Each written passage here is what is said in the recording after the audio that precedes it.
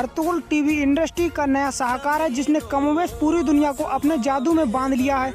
तुर्की और मध्य पूर्व एशिया में इसने कई रिकॉर्ड तोड़े हैं, जबकि उससे बाहर पूरी इस्लामी दुनिया को उसने एक नया नायक दिया है जिसकी प्रसिद्धि इससे पहले सिर्फ तुर्की की सीमाओं के भीतर थी। उस्मानिया सल्तनत की इस महापुरुष के जीवन की कहानी के बहाने धर्म, जिहाद और मध्य युग की धार्मिक लड़ाइयों पर एक नई बहस भी शुरू हुई है। तुर्की टीवी सीरियल भारतीय दर्शकों के बीच पर्याप्त चर्चित रहे हैं। हिंदी सीरियलों के बरक्स भी धीमी रफ्तार, शांत और सूक्ष्म अभिनय शैली के लिए जाने जाते हैं, लेकिन अर्तुगरुल में इनके अलावा एक्शन, रोमांस और रहस्य भी हैं। हर एपिसोड में कुछ ऐसा घटित होता है जिससे कि दर्शकों को अगले एपिसोड देखने की प्रतीक्षा बन जाती है। युद्ध, राजनीति, छल कपट, प्रेम त्याग, एक बुरा चरित्र कुछ दिनों बाद अच्छे में बदल जाता है और एक अच्छा चरित्र अप्रत्याशित रूप से बुरा बनकर चौंका देता है, और यह सब कुछ ऐतिहासिक कहानी के दायरे में रहते हुए होता है। मूल रूप से तुर्की में यह सीरियल 5 सीजन के तहत 2014 से 2019 के बीच प्रसारित हुआ, लेकिन पिछले बरस नेटफ्लिक्स और इस साल यूट्यूब पर आ जाने के बाद इसकी लोकप्रियता में अभूतपूर्व वृद्धि हुई है। पाकिस्तान में तो इसे लेकर एक अलग ही दीवानगी का आलम है। इस साल मार्च अप्रैल में वहां के प्रधानमंत्री इमरान खान ने अपने भाषणों में बार बार इस सीरियल का उल्लेख किया। उर्दू में डब करके इसे वहां टीवी पर प्रसारित किया जा रहा है। अर्तुगरुल उस्मानिया सल्तनत या ओटोमन साम्राज्य के संस्थापक उस्मान के पिता थे। तुर्की इतिहास में उन्हें एक बड़ा नायक माना जाता है क्योंकि उनके प्रयासों और सैन्य अभियानों ने आगे चलकर अलग अलग कबीलों को एक होकर एक दीर्घजीवी साम्राज्य में तब्दील होने के लिए प्रेरित किया। 1299 में स्थापित होने के बाद उस्मानिया सल्तनत दुनिया के सबसे शक्तिशाली राजवंशों में गिनी गई। उसने तुर्की और उसके आसपास के क्षेत्रों में 600 से अधिक वर्षों तक शासन किया। 1922 में प्रथम विश्व युद्ध की समाप्ति के बाद तुर्की में उस राजवंश का अवसान हुआ, लेकिन इन 6 सदियों में वह इतिहास के सबसे समृद्ध, प्रगतिशील और विस्तारवादी राजवंशों में से एक माना गया। उस्मानिया सल्तनत की स्थापना तो उस्मानी गाजी ने की थी, लेकिन माना जाता है कि उसकी बुनियाद उनके पिता अर्तुगरुल ने ही बनाई थी। इतिहास में अर्तुगरुल के बारे में अधिक जानकारियां नहीं, लेकिन लोक कथाओं ने उनके किरदार को बनाए रखा हुआ है। 13वीं शताब्दी में काई कबीले के सरदार सुलेमान शाह के दूसरे बेटे थे। उनका जन्म का वर्ष नहीं पता, लेकिन उनकी मृत्यु 1280 में हुई थी। इसका उल्लेख इतिहास में है। इस कहानी में अर्तुगरुल को 25 से 26 वर्ष का दिखाया गया है, यानी कहानी 1225 के आसपास घटित होती है।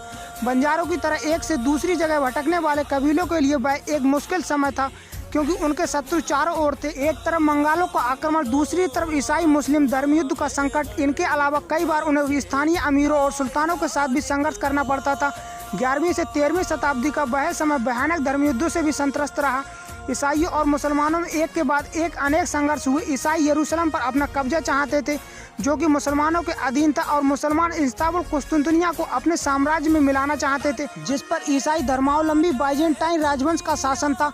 पश्चिमी एशिया के इस भूखंड को दोनों धर्म के लोग अपनी अपनी पवित्र भूमि के रूप में देखते आए, और उस पर पूरी तरह काबिज होने की कोशिशों ने इतिहास के सबसे रक्तरंजी पन्नों की रचना की। मंगोलों से जान बचाते हुए काई कबीला वर्तमान इराक और ईरान के बीच भटकता हुआ सीरिया के हलब में जगह पाता है। अपने लिए एक नए भूखंड की तलाश और वहां पहुंचकर स्थापित होने के लिए इस कबीलों को कई कुर्बानियां देनी पड़ती हैं। क्रूर राजनीतिक दुष्चक्रों और खूनी लड़ाइयों से गुजरना पड़ता है, और यह सब होता है नौजवान और निर्भीक अर्तुगरुल गाजी के नेतृत्व में। एक ऐसा चरित्र जिसके बारे में इतिहास में 8-10 पन्नों से अधिक जानकारी नहीं मिलती है, उस पर एक महाकाव्यात्मक आख्यान की रचना भी इस टीवी सीरियल की एक बड़ी कामयाबी है। इसमें समांतर इतिहास के अन्य चरित्रों की मदद लेकर एक बेहद कल्पनाशील और आकर्षक टाइमलाइन की रचना की गई है। हलब के अमीरुल अजीज का चरित्र हो या प्रसिद्ध इस्लामी विद्वान इब्ने अरबी, इनकी समांतर कहानियों को अर्तुगरुल की गाथा के साथ सूक्ष्मता और रोचकता के साथ जोड़ा गया है।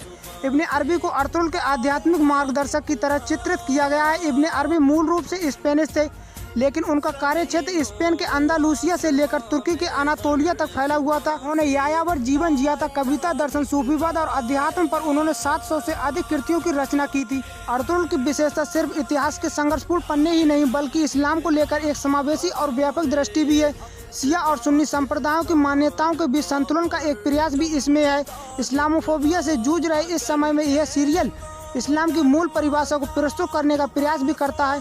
कुरान से लंबे लंबे उद्धरणों को नाटकीय और कथात्मक ढंग से फिल्माकर हिंसा के बीच अहिंसा के महत्व को दिखाने की कोशिश है। अमन और भाईचारे के संदेशों के बरक्स विश्व विजय की इस्लामी आकांक्षा इसकी कमोबेश हर चरित्र में व्याप्त है, लेकिन इसके बावजूद सीरियल के रचयिता मेहमेत बोजदाग और निर्देशक मेतिन ग्योने ने इसे एक उपदेशात्मक धार्मिक कथा में तब्दील होने से बचाए रखा है। यह एक मनोरंजक और विचारोत्तेजक सीरियल है। अर्तुगरुल का चरित्र तुर्की के अभिनेता एंजिन अल्तान दुज्यतान ने निभाया है। उनके बारीक अभिनय के कारण उनकी तुलना मार्लन ब्रांडो से की जा रही है।